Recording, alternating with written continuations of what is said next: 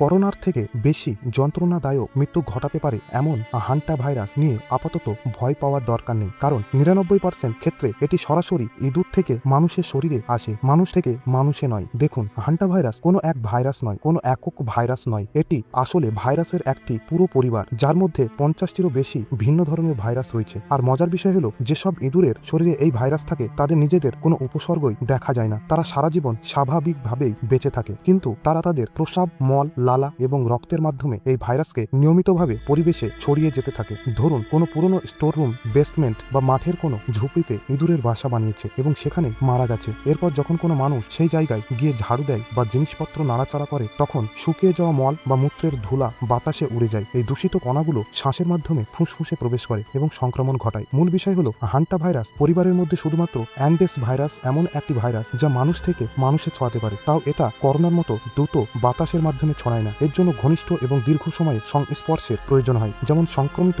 বা উপসর্গযুক্ত ব্যক্তির সঙ্গে ঘন্টার পর ঘন্টা বা দিনের পর দিন একই ঘরের মধ্যে থাকা, চুম্বন করা অথবা একই বাসনপত্র ব্যবহার করা। তাই এর সংক্রমণ হার কম হলেও যদি সংক্রমণ হয়ে যায় তাহলে মৃত্যুর ঝুঁকি অনেক বেশি হতে পারে। হান্টা ভাইরাসের আসল ভয়ের বিষয় হলো, আপনি বুঝতেই পারবেন না যে এটি কখন আপনার শরীরে প্রবেশ করেছে। প্রথম এটি সাধারণ ফ্লুর মতো মনে হয়, তারপর ধীরে ধীরে ফুসফুস বিকল হয়ে যেতে পারে।